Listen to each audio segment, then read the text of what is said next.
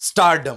आज से कुछ साल पहले इंडियन पॉप कल्चर कम्युनिटी में ये वर्ड सुनते ही हमारे दिमाग में ये कुछ पिक्चर्स आ जाते थे। बिकॉज 1980s से 2017 तक इन तीनों सुपरस्टार्स ने इंडियन सिनेमा पर वन साइडेडली डोमिनेट किया है। चाहे क्वालिटी लेवल की डिफरेंट ओरिएंटेड कंटेंट्स ले लो या फिर without any social media craze box office records की बात कर लो। साल 2017 के पहले बॉलीवुड खान्स को बीट करना किसी भी अदर इंडस्ट्री के सुपरस्टार के लिए किसी सपने से कम नहीं था। जहां शुरुआती तौर में बाकियों की तरह इन तीनों सुपरस्टार्स ने भी कमर्शियल मूवी से अपना पॉपुलैरिटी गेन कर तो लिया था, पर वक्त के साथ ऑडियंस की टेस्ट की बदलाव की वजह से इन तीनों सुपरस्टार्स ने अपने स्किल के हिसाब से अपना एक अलग यूएसपी बिल्ड किया। जहां कल्ट क्लासिक लगान मूवी के बाद आमिर खान का मेन यूएसपी बन गया सोशल इश्यूज पे हेवी ग्राउंडेड रियलिस्टिक मूवी। कामयाब होने के लिए नहीं, काबिल होने के लिए पढ़ो।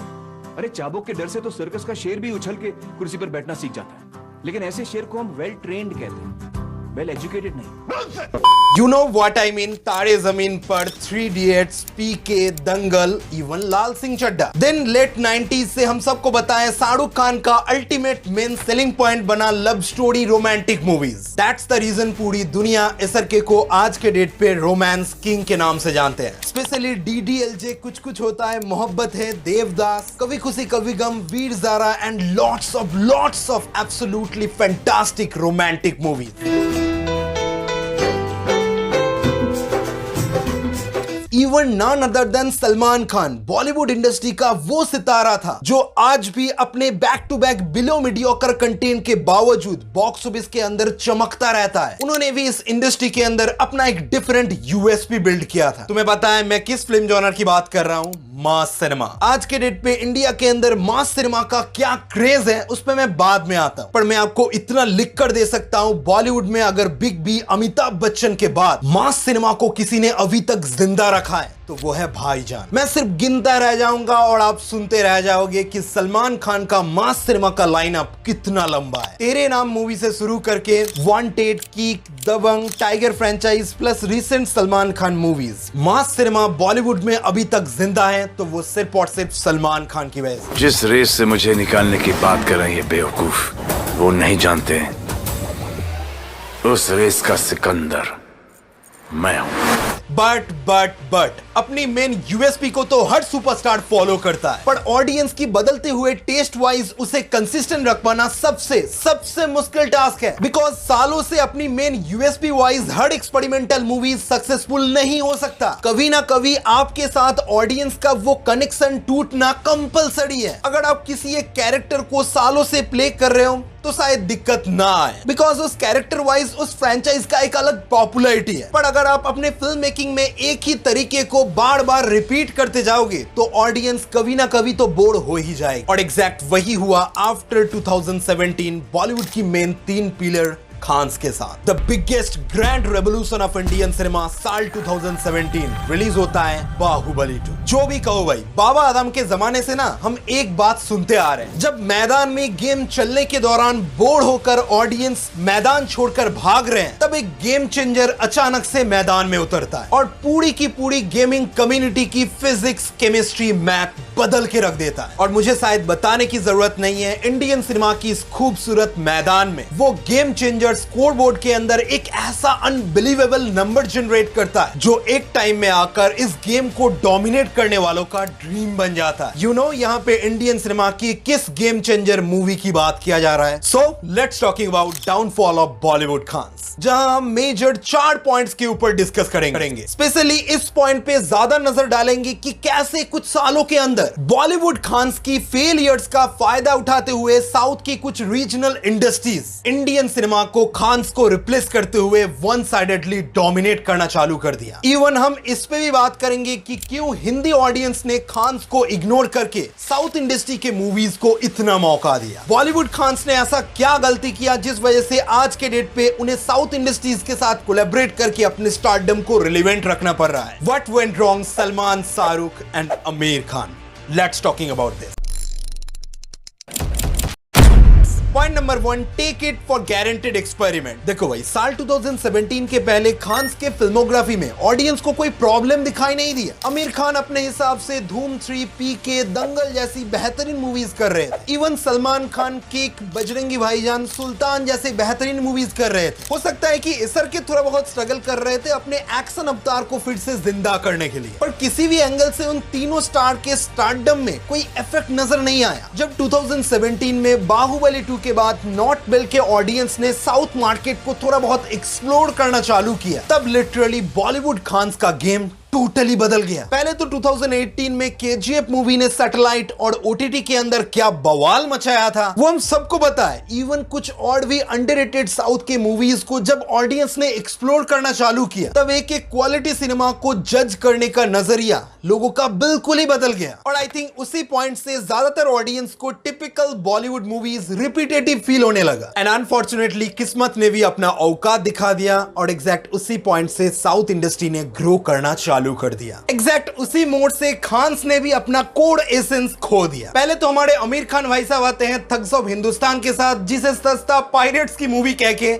रिजेक्ट कर दिया जाता है। और दूसरी तरफ शाहरुख खान ने भी थोड़ा बहुत अपने स्ट्रगलिंग टाइम को सुधारने के लिए एक भारी भरकम एक्सपेरिमेंट करते हैं जीरो मूवी के साथ, जो मूवी डायरेक्टली 2018 में केजीएफ चैप्टर 1 के साथ क्लैश कर रहा था। देन बाकी कहानी हम सबको बताएं कि कैसे केजीएफ ने जीरो मूवी को ओवरशैडो कर दिया। और हमारे भाईजान के बारे में तो कुछ एक्सप्लेन करने की जरूरत है भी नहीं। आई थिंक पिछले 25-30 सालों में सलमान खान की करियर की सबसे बैड डिसीजन रेस 3 मूवी को साइन करना था, जिसके बाद उन्हें आज भी 7-8 साल बाद भी स्ट्रगल करना पड़ रहा है। सो तीनों खान्स ने साउथ के बढ़ती हुई ग्रोथ पर नजर ना डालते हुए ऑडियंस को टेक इट फॉर गारंटेड ले लिया। दैट्स द रीजन साल 2018 में पहली बार खान्स का डोमिनेंस खत्म हो गया। भले ही आज के डेट पे उन तीनों खान्स में से एक ने कमबैक कर लिया है, बट वो कमबैक गुजरे हुए 2 साल बीत चुका है। देन कमबैक 2.0 की वो तैयारी तो कर रहे हैं, पर वो कब आएगा किसी को नहीं पता। Point number 2, do not change with time. हमारा जिंदगी हमें हर पल यही सिखाता है कि टाइम के हिसाब से खुद को बदलते रहो, तभी आपका आने वाला कल बदलेगा। पर इस फैक्टर पे बॉलीवुड खान्स टाइम के हिसाब से बदलने में पीछे रह गए, तभी हमें इंडियन सिनेमा में इतना बड़ा ड्रास्टिक चेंज नजर आया। खान्स अपने मेन यूएसपी के हिसाब से अपनी तरीके से एक्सपेरिमेंट डेफिनेटली कर रहे थे, पर टाइम के हिसाब से उनके अंदर वो बदलाव नजर नहीं आ रहा था, जो बदलाव आज के डेट पे हम ऑडियंस को बड़ी बड़ी साउथ के सुपरस्टार्स में क्लियरली नजर आता है। अब आज से 6 साल पहले अल्लू अर्जुन की एक मूवी उठाकर देख लो, फॉर एग्जाम्पल सूरडाई पोथरू, जिसे हिंदी मार्केट में सूर्या द सोल्जर के नाम से मार्केट किया गया था। उनका वो टाइम और आज पुष्पा 2 का टाइम, दोनों में आपको काफी बड़ा अंतर नजर आएगा। एक बहुत ही बड़ा फर्क नजर आएगा कि टाइम के हिसाब से इस एक्टर ने खुद को डेवलप किया है, खुद के पर्सनैलिटी पे उसने काम किया है और खुद को काफी ज्यादा चेंज किया है। जो चीज सिमिलरली वर्क करता है आज के डेट पे रॉकिंग स्टार यश के केस में, इवन प्रभास के केस में, इवन विजय थलपति के अंदर मुझे क्लियरली वो बदलाव नजर आता है। जो बदलाव आई एम सॉरी इसर के को थोड़ा बहुत छोड़कर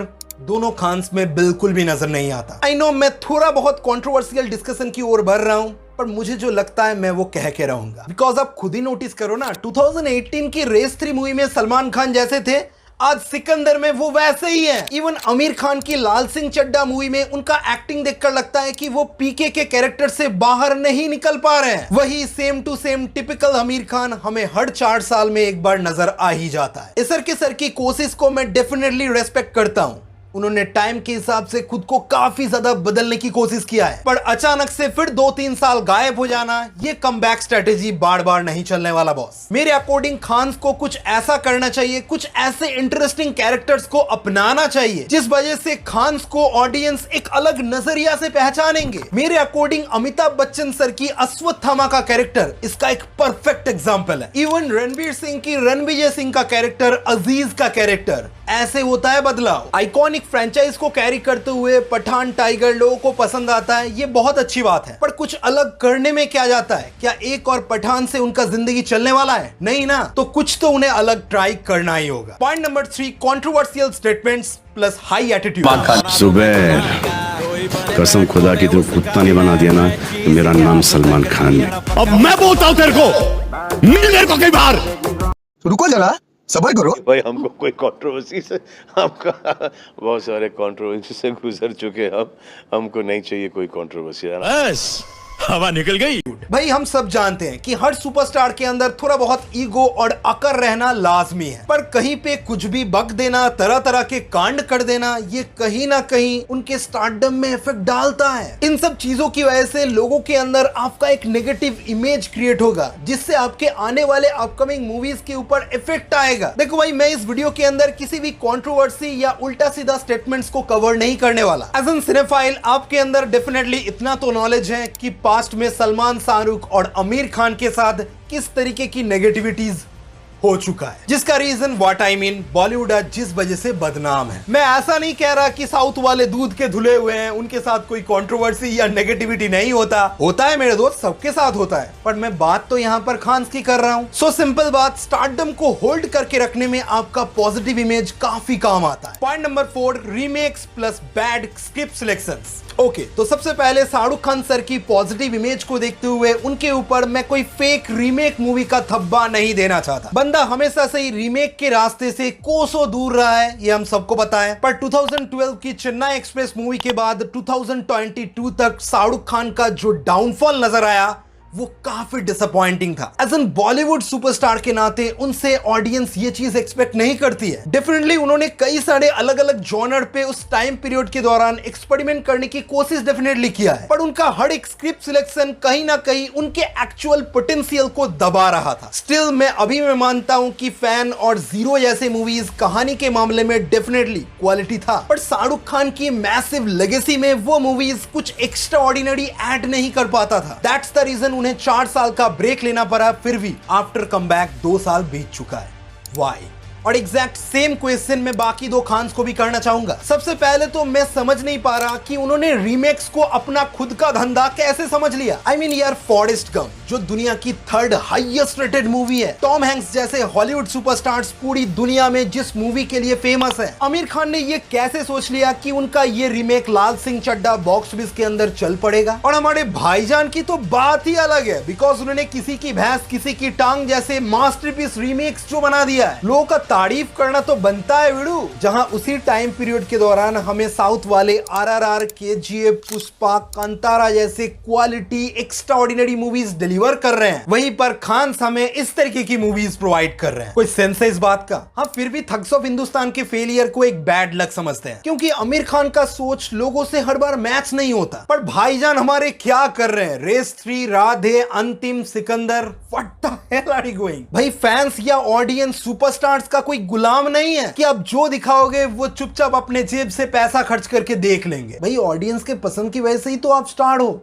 सो आप उनको हल्के में लोगे तो आपका एंटायर करियर हल्के में आ जाएगा। आप खुद ही देख लो ना, पिछले 1 साल से आमिर खान भाई साहब अपनी एक अपकमिंग मूवी, आई मीन फिर से एक रीमेक मूवी जिसका नाम आई थिंक सितारे जमीन पर कह के कुछ है, दिन ब दिन महीने मूवी को पोस्टपोन करके वो मूवी का हाइप बनाने की कोशिश डेफिनेटली कर रहे हैं। पर ये चीज हम सबको पता है, उस मूवी से ज्यादा हाइप कूली में आमिर खान का एक छोटा सा कैमियो के लिए है। यही बॉलीवुड खान्स की असली रियलिटी है। I think they are no stardom. इसी से रिगार्डिंग एक और इंपॉर्टेंट बोनस पॉइंट मैं इस वीडियो के अंदर ऐड करना चाहूंगा, जो आई थिंक सिर्फ बॉलीवुड खान्स ही नहीं, ओवरऑल एंटायर बॉलीवुड इंडस्ट्री का डाउनफॉल की सबसे बड़ा रीजन है वेस्टर्न सिनेमा कल्चर को कॉपी करना। भाई सिनेमा डेफिनेटली इंस्पिरेशन से ग्रो करता है, पर इसका मतलब ये तो नहीं है ना कि आप अपनी खुद की कल्चर भूल जाओ। जिस मिट्टी पे आपने जन्म लिया, अपनी तरक्की की वजह से आप उस मिट्टी को नकार नहीं सकते। भारत की संस्कृति ही इंडियन सिनेमा का असली पहचान है, जिस वजह से RRR जैसे मूवी ने ग्लोबल मार्केट पे ऑस्कर का झंडा गाड़ा है। बट आई डोंट नो क्यों बॉलीवुड वाले मार्वल सिनेमैटिक यूनिवर्स को कॉपी करना चाहते हैं। I think this is not right way.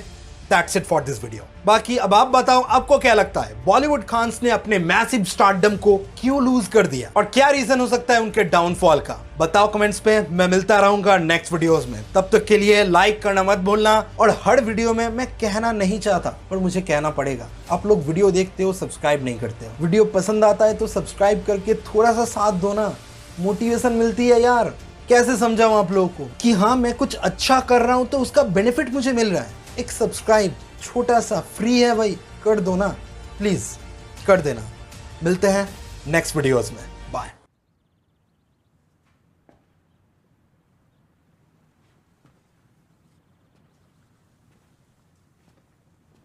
You're still here. It's It's over. Saucy little leather number. Go. Oh, but I can tell you one thing, and it's a bit of a secret. Anyway, big secret. Shh. Oh, and don't leave your garbage all lying around. It's a total dick move. Go.